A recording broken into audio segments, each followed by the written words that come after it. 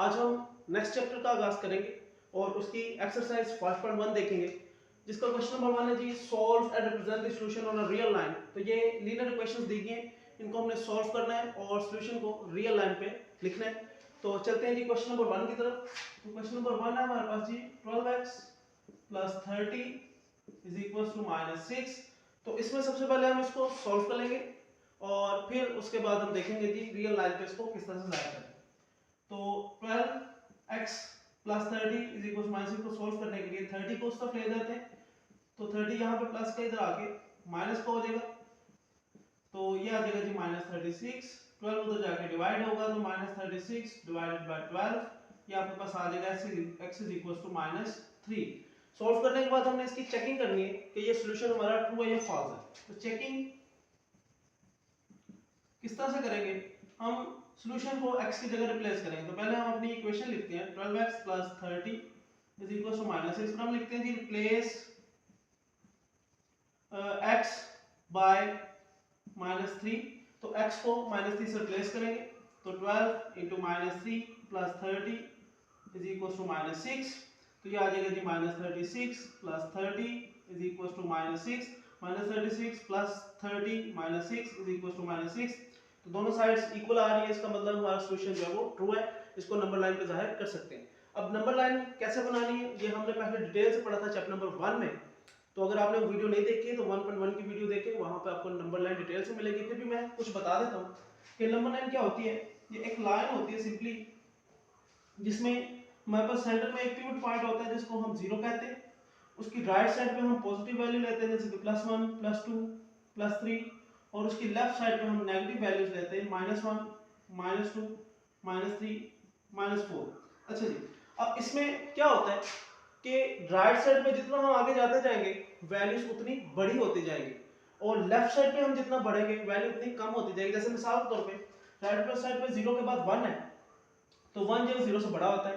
-1 के बाद 0 है तो 0 जो -1 से बड़ा होता है, छोटा नहीं होता है। और अगर हम लेफ्ट साइड पे जाएं तो -1 के बाद -2 है तो -2 -1 से छोटा होता है। तो लेफ्ट साइड पे वैल्यू छोटी होती जाती है, राइट साइड पे वैल्यूज बड़ी होती जाती है। तो इस तरह से नंबर लाइन बनाई जाती है। हम अपने सॉल्यूशन को इस लाइन के ऊपर रिप्रेजेंट करेंगे तो यहाँ पर इस जगह पर हमारा जो सॉल्यूशन आ रहा है x = -3। अब यहाँ पर कुछ कंफ्यूजन ये है कि मैंने यहाँ पर लिख दिया सॉल्यूशन x = -3। कुछ टीचर्स आपको कहेंगे कि आपने इक्वेशन लिखनी है जो आपकी आएगी, तो आप इसकी जगह पे क्या करेंगे जी, इक्वेशन लिख देंगे 12x + 30 = -6। तो अब दोनों में से कोई भी काम कर सकते हैं, दोनों काम सही है, इनमें से कोई भी गलत काम नहीं है, आपको नंबर पूरे मिलेंगे। तो आसान क्वेश्चन है, आपको समझ लगी होगी। तो नेक्स्ट क्वेश्चन पे चलते हैं। नेक्स्ट पार्ट जो है वो हमारा वो भी बिल्कुल इसी तरह है, कोई चेंज नहीं है। तो हमारे पास इक्वेशन दी गई है वो है जी x/3 + 6 = -12। अच्छा जी, इसको अब सॉल्व करना है हमने। तो +6 उधर जाके -6 हो जाएगा, -12 -6 ये आपके पास आ जाएगा जी -18। 3 उधर जाकर मल्टीप्लाई हो जाएगा, -18 × 3 ये आपके पास आ जाएगा जी -54। चेकिंग कर लेते हैं। चेकिंग की हेडिंग आपने हमेशा लाजमी देनी है। तो चेकिंग करने के लिए रिप्लेस करेंगे x को, तो वो अब आपने खुद लिख लेना है जो लाइन मैंने पिछले क्वेश्चन में लिखवाई थी। तो x की जगह पर हम लिखते हैं -54/3 + 6 = -12। तो 3 18 था तो ये आ जाएगा जी -18 + 6 = -12। -18 + 6 -12 = -12। तो ये सॉल्यूशन भी हमारा ट्रू है। तो इसको अब हम नंबर लाइन पर जाहिर करते हैं। तो उसके लिए नंबर लाइन बना लेते हैं। ये नंबर लाइन मेरी टेढ़ी मेढ़ी बनेगी क्योंकि मैं हाथ से बना रहा हूँ, आपने इसको हमेशा स्केल से बनाना है। और स्केल से बनाने के लिए आपका जो दरमियान में लाइंस का डिफरेंस होगा वो भी आपने एक जैसा रखना है। अब देखें यहाँ पर थोड़ी सी परेशानी की बात है। मैंने आपको कहा था सेंटर में 0, राइट साइड पे पॉजिटिव वैल्यूज, लेफ्ट साइड पे नेगेटिव वैल्यूज, लेकिन यहाँ पे वैल्यू बहुत बड़ी आ गई, -54 वैल्यू आ गई। तो अगर हम 0 से शुरू करें तो मुझे लगता है कि आपकी कॉपी का एक पेज लग जाएगा कि हम पॉजिटिव साइड पे भी जाएं और नेगेटिव साइड पे भी जाएं। तो उसके लिए ये जो एरोस है ये हमारी हेल्प करते हैं। इस एरो का मतलब है कि हम कहीं से भी वैल्यू शुरू कर लें वो 0 पे पहुंचेगी और उससे आगे बढ़ती जाएगी, पॉजिटिव साइड पे भी जाएगी, नेगेटिव साइड पे भी जाएगी। तो इसका मतलब है कि अगर मैं यहाँ पे -50 से वैल्यू शुरू करूं तो एरो बता रहा है कि इससे पीछे -49 भी था, -48 भी था, और वो चलते जाएंगे। और अगर इस तरफ को मैं आता जाऊं, जैसे कि -51, -52, -53, -54, -55, -56, और ये एरो जो हमें बता रहा है कि इससे आगे भी चल रही वैल्यू, यहाँ पर रुकी नहीं है, आगे भी चलती जा रही है। तो मुझे इतनी ही वैल्यू चाहिए थी, मैंने इतनी लिख ली। तो हमारा जो -54 है वो इस पॉइंट पे आ रहा है जी, x इज इक्वल टू -54। तो इस तरह से हम नंबर लाइन पे बड़े नंबर्स को भी शो कर सकते हैं। आप कहीं से भी नंबर स्टार्ट कर सकते हो, जरूरी नहीं है कि आपने 0 से ही स्टार्ट करना है। तो इसी के साथ थर्ड पार्ट पे चलते हैं। मेरी आपसे गुजारिश है कि आप 1.1 की वीडियो लाजमी देख के आए, उसमें नंबर लाइन का कंसेप्ट बेहतर तरीके से बयान हुआ है। यहाँ पर तो हम काफ़ी आगे निकल आए हैं, तो इतनी डिटेल में मैं नहीं जा रहा हूँ। मुझे यही है कि आप सारी वीडियोस देख के आ रहे। तो पार्ट नंबर 3, अब ये पार्ट जो है हमारा फ्रैक्शन में। तो फ्रैक्शन जब आती है तो बच्चे घबरा जाते हैं कि इसको हम सॉल्व कैसे करेंगे। तो इक्वेशन में फ्रैक्शन को सॉल्व करना इंतहाई ईजी है, आसान सा तरीका है कि आप इसके डिनोमिनेटर्स का एलसीएम लें और हर टर्म के साथ मल्टीप्लाई कर दें। एक और तरीका ये होता है कि आप राइट साइड का अलग एलसीएम लें, लेफ्ट साइड का अलग एलसीएम लें, लेकिन वो तरीका मुश्किल लगता है। क्यों? एक तो कई बच्चों को एलसीएम लेना नहीं आता है, दूसरा ये कि उसके बाद हमें क्रॉस मल्टीप्लिकेशन करनी पड़ती है, वो समझ नहीं आती है। तो एक दूसरा मेथड है कि हम एलसीएम लेके सबके साथ मल्टीप्लाई करते हैं, कटिंग हो जाती है, इजी हो जाता है क्वेश्चन। तो मैं करके दिखाता हूं आपको। तो सबसे पहले हम डिनोमिनेटर्स का एलसीएम ले लेते हैं। तो वो डिनोमिनेटर हमारे पास 2, 4 और 12 है। तो 2 1 2, 2 2 4, 2 6 12, 2 1 2, 2 3 6, और 3 1, ये हमारा एलसीएम आ जाएगा। तो एलसीएम निकाल लेते हैं, कैलकुलेट कर लेते हैं, इन तीनों को मल्टीप्लाई करेंगे, 2 * 2 * 3, ये आ जाएगा जी 12। तो 12 हमारा एलसीएम आ गया। अब हम क्या करेंगे, 12 को तीनों टर्म्स के साथ मल्टीप्लाई करते हैं। तो 12 मल्टीप्लाई फर्स्ट टर्म जो हमारे पास x/2 है, साइन वही लगेगा माइनस का, फिर 12 * 3x/4 सेकंड टर्म के साथ, और तीसरी टर्म के साथ भी करते हैं 12 * 1/12। अब यहां पर 2 6 12, ये आ जाएगा जी 6x, 4 3 12, ये आ जाएगा जी 3 3 9x, और 12 12 से कैंसिल हो गया, तो यहां पे बचेगा 1। इसको कैलकुलेट कर लेते हैं, ये आ जाएगा -3x = 1। तो x आ जाएगा 1/-3। अब हम करते हैं इसकी चेकिंग। तो चेकिंग के लिए हम रिप्लेस कर देते हैं x को 1/-3 के साथ। तो -1/3 ओवर 2 आ जाएगा, ये रिप्लेसमेंट लाइन आपने खुद लिख लेनी है। -3 और -1/3 ओवर 4 और इक्वल 1/12 वैसे आएगा। अब कई बच्चों के जहन में ये क्वेश्चन आएगा कि हमारे सॉल्यूशन में तो माइनस नीचे है, ऊपर कैसे आ गया? तो माइनस को हम कहीं पर भी लिख सकते हैं भाई, नीचे भी लिख सकते हैं, ऊपर भी लिख सकते हैं। नीचे आ रहा तो ऊपर लिख दे, इसमें कोई इशू नहीं है। वो एक मेथड होता है, -1 से मल्टीप्लाई करते हैं ऊपर भी नीचे भी, तो उससे हमारा साइन ऊपर चला जाता है, तो ये कोई इशू नहीं। तो देखें जरा इसका क्या आंसर आता है। अब ये जो 2 है इसके साथ डिवाइड हो रहा है, तो डिवाइड को पहले मल्टीप्लाई बना लेते हैं। डिवाइड 2, अब ये तो कैंसिल हो गया, ये तो वैसे ही आ जाएगा +1/4 = 1/12। ये माइनस माइनस प्लस हो गया। तो डिवाइड को मल्टीप्लाई बनाने के लिए इसको हम ओवर में लिख लेते हैं। Multiply 1/2 plus 1/4 = 1/12। तो ये हमारे पास आ जाएगा जी 1 1 से मल्टीप्लाई होगा -1 ओवर 3 to the 6 प्लस 1/4 = 1/12। अब इसका एलसीएम ले लेते हैं जी। अब हमें इस साइड का एलसीएम लेना पड़ेगा। तो 6 और 4 का एलसीएम लेंगे तो 2 3 * 6, 2 2 * 4, 2 1 2, 3 वैसे आ जाएगा, 3 1 3, तो ये भी 12 ही आ रहा है। तो ओवर में हमारे पास आ जाएगा जी 12। अब हमने डिनोमिनेटर सेम करने हैं। अब एलसीएम भी देख ले किस तरह से लेते हैं। फैक्टराइज करके जो फैक्टर बना है उसको हमने एलसीएम में लिख दिया। अब इसको हम क्या करेंगे जी, 6 को भी 12 बनाना है तो 2 से मल्टीप्लाई कर लेंगे, 4 को भी 12 से मल्टीप्लाई 12 बनाना है तो 3 से मल्टीप्लाई कर लेंगे। तो 2 1 दा ये -2 आ जाएगा, 3 1 दा 3 आ जाएगा, 1/12। तो इधर भी आ गया जी -2 + 3। तो यहाँ पर कर ले तो मैं जगह नहीं है, तो ये आ जाएगा जी 1/12 = 1/12। अब हम बना लेते हैं जी इसकी नंबर लाइन, तो वो भी मैं इधर ही बनाऊंगा, जगह नहीं है। तो अब देखें फ्रैक्शन की नंबर लाइन किस तरह से बनानी, इसीलिए मैं आपको कह रहा था कि 1.1 की वीडियो लाजमी देखें।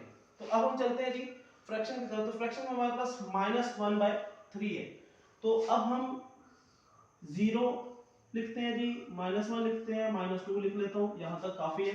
प्लस वाली वैल्यू अगर आपने लिखनी है तो लिख लें, नहीं लिखनी तो कोई इशू नहीं है। मैंने आपको बताया ये एरोस का सारा खेल है, उधर को वो बताते हैं कि प्लस वाली साइड पे वैल्यू जा रही है। अब 1/3 कहां पर आएगा? फ्रैक्शन है। 1/3 का मतलब है कि हमारी जो चीज है कोई भी, उसके 3 हिस्से करो और एक हिस्सा हमें दे दो। जैसे कि मिसाल के तौर पे ये जो 3 है ये हमें ये बता रहा है कि हमने अपनी चीज के 3 हिस्से करने हैं, और ये ऊपर वाला 1 हमें ये बता रहा है कि उसमें से एक हिस्सा हमने ले लेना है। अब ये किस चीज के 3 हिस्से करने हैं वो हमें बताता है यहां पर मौजूद नंबर है। मैं यहां पर लिख देता हूं x -1/3। तो यहां पर भी एक नंबर होना चाहिए मिक्स फ्रैक्शन में। जैसे कि आपने मिक्स फ्रैक्शन देखी होगी 2 1/3, 5 2/4, इस तरह की मिक्स फ्रैक्शंस देखी होगी। तो ये भी मिक्स फ्रैक्शन में अगर लिखेंगे तो यहां पर कोई नंबर नहीं है, तो हम कंसीडर करते हैं कि यहां पर जो है आपका नंबर 0 है। तो इसका मतलब है कि हम 0 पे खड़े हैं और हमने जाना है जी नेगेटिव साइड पे, -1 वाली साइड पे। तो ये जो हिस्सा है इसके हमने 3 हिस्से करने हैं और 3 में से एक हिस्सा हमने ले लेना है। तो 3 हिस्से करने के लिए मुझे 2 लाइनें लगानी पड़ेंगी, 1 और 2। जैसे मैंने 2 लाइनें लगाई 3 हिस्से हो गए, एक हिस्सा ये है, एक ये, एक ये है। उसमें से हमने पहला हिस्सा जो है वो रख लेना है। तो यहां पर हमारा जो है वो पहले हिस्से के बाद नंबर आएगा -1/3। माइनस हमें माइनस वाली साइड पे ले आया, 3 ने हमें ये बताया कि कितने हिस्से करने हैं, और 1 ने हमें ये बताया कि हमने कितने हिस्से रखने हैं। तो एक हिस्सा हमने रख लिया। तो ज्यादा मुश्किल नहीं है, प्रैक्टिस से ये क्वेश्चन बहुत आसान हो जाते हैं। 1.1 में आपको बार बार कह रहा हूं उसको करें, उससे आपको बहुत ज्यादा आसानी होगी। नेक्स्ट पार्ट में चलते हैं जी। अगला पार्ट भी हमारा फ्रैक्शन वाला ही है। तो आपने ये एलसीएम वाला तरीका प्रैक्टिस करनी है इसकी, ताकि आपके लिए बाद में आसानी हो जाए। तो पार्ट नंबर 4, सॉरी ये फ्रैक्शन वाला नहीं है, ये तो सिंपल है, 5 फ्रैक्शन वाला है। तो पार्ट नंबर 4 हमारे पास है जी 2 = 7 × 2x + 4 + 12x। इसको सोल्व करते हैं। 2 = 7 को मल्टीप्लाई करते हैं, 7 × 2 = 14x, 7 × 4 = 28 + 12x। तो हम क्या करते हैं जी 14 और 12 को प्लस कर लेते हैं, 28 को इधर ले आते हैं, 2 - 28 हो जाएगा। 14 और 12 हमारे पास आ जाएगा जी 26x। तो ये हमारे पास आ जाएगा जी -26, ये आ गया 26x। 26 इधर आके डिवाइड हो जाएगा, -26/26। तो x की वैल्यू आपके पास आ जाएगी जी -1। अब x हमारा राइट साइड पे आ रहा है। एक चीज आपने लाजमी तौर पे ज़हन में रखनी है कि जो चीज हम फाइंड करते हैं उसको हमने लेफ्ट साइड पे लिखना होता है, जो आंसर होता है उसे राइट साइड पे लिखना होता है। तो इसको रीअरेंज लाजमी करना है, नहीं तो एग्जामिनर बिना देखे आपका क्वेश्चन जो है वो गलत कर देगा। तो यहाँ पर हमारा आ जाएगा x = -1, ये रीअरेंज हो गया। अब इसकी चेकिंग करते हैं।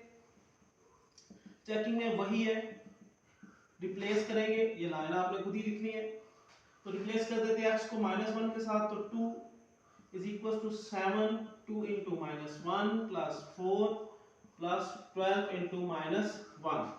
तो 2 तो वैसे ही आ जाएगा, इसको नहीं छेड़ना हमने। तो 7 भी वैसे आ जाएगा, 2 - 1 से मल्टीप्लाई होगा तो -2 + 4, और 12 इससे मल्टीप्लाई होगा तो -12, -1 + 12 = 12। इसको सोल्व कर लेते हैं। -2 + 4 2 आएगा, -12, तो ये आ जाएगा जी आपके पास 7 × 2 = 14 -12, तो 2 = 2। सॉल्यूशन हमारा ट्रू आ रहा है। तो हम बनाते हैं जी नंबर लाइन पे, इंतहाई इजी है। -1 का तो आप सबको पता होगा, नंबर लाइन बना लें। तो नेगेटिव साइड पे हम जाएंगे, ये हमारा -1 -2, पॉजिटिव वाली लिखनी है तो लिख लें, नहीं दिल कर रहा तो ना लिखें। तो -1 पे हमारा ये सॉल्यूशन आएगा। मैं बार बार बता रहा हूँ कि आप उसकी जगह पे सॉल्यूशन भी लिख सकते हैं और अपनी इक्वेशन भी लिख सकते हैं, दोनों तरीके आपके सही होंगे। तो चलते हैं जी पार्ट नंबर 4 पे। तो पार्ट नंबर 4 जो है वो फिर से फ्रैक्शन वाला है, सॉरी पार्ट नंबर 5 पे 2x - 1/3 - 3x/4 = 5/6। तो वही तरीका है। यहाँ पर आपसे मेरी गुजारिश है कि आप पहले वीडियो को पॉज करें और एक मतलब खुद करके देखें, फिर मैच करें कि मेरा और आपका मैच होता है कि नहीं। तो मैं यहाँ पर एलसीएम लेता हूँ 3, 4 और 6 का। तो 2 के साथ 2 × 4 2 × 3 = 6, और फिर 2 के साथ 2 × 1 = 2 3। तो इसका एलसीएम भी हमारे पास आएगा जी 12 भी आएगा। तो देख लेते हैं, एलसीएम = 2 × 2 × 3, तो इक्वल आएगा जी 12 के। अब वही है, 12 को सब टर्म के साथ मल्टीप्लाई कर दो तो 12 × 2x - 1/3। अब ये याद रखिए कि ये एक पूरी टर्म है, डिवाइड दोनों के नीचे है, तो ये पूरी टर्म है, तो इसको एक टर्म ही कंसीडर करेंगे। -12 into 3x over 4 is equals to 12 into 5 over 6. तो 3 4 the 12, 4 into 2x minus 1 बचेगा, 4 3 the 12, 3 3 the 9x बचेगा और 6 2 the 12 ये बचेगा जी 10। 4 को मल्टीप्लाई कर देंगे आ जाएगा जी 8x minus 4 minus 9x is equals to 10। Minus 4 उधर जाके प्लस हो जाएगा, 8 माइनस 9 ये माइनस 1x आ जाएगा, 10 प्लस 4 तो x आपके पास आ गया जी माइनस 14। ये माइनस को हम उधर ले गए, 14 के साथ हमने माइनस लगा दिया। इसकी हम कर लेते हैं जी चेकिंग। तो चेकिंग में रिप्लेस करेंगे, ये मेरी जिद्द आपने खुद ही लिखनी है लाइन। तो 2 into minus 14 minus 1 over 3 minus 3 minus 14 over 4 is equal to 5 over 6। तो पहले तो हम इसको सॉल्व कर लेते हैं। 2 into minus 14 minus 28 minus 1 over 3। तो ये जो है 2 टू द 4 2 7 था, तो minus minus plus 7 3 the 21 by 2 is equal to 5 over 6। ये आपके पास आ जाएगा जी minus 29 over 3 plus 21 over 2 is equal to 5 over 6। इनका एलसीएम ले लेते हैं, तो यहाँ पर कर रहा हूँ जगह नहीं है, तो 3 और 2 का एलसीएम लेंगे तो हमारे पास आएगा जी 6। तो 3 को हमने 6 बनाना है 2 से मल्टीप्लाई करेंगे और 2 को हमने 6 बनाना है तो 3 से मल्टीप्लाई कर देंगे। तो 29 2 दा ये हमारे पास आ जाएगा जी 58 माइनस 58 और 21 3 दा ये हमारे पास आ जाएगा जी 63 is equal to 5 over 6। Minus 58 plus 63 ये भी आ गया 5 ओवर 6 और ये भी आ गया 5 ओवर 6। अब हम बना लेते हैं जिसकी नंबर लाइन। तो नंबर लाइन इसकी बनेगी जी 5 ओवर 6।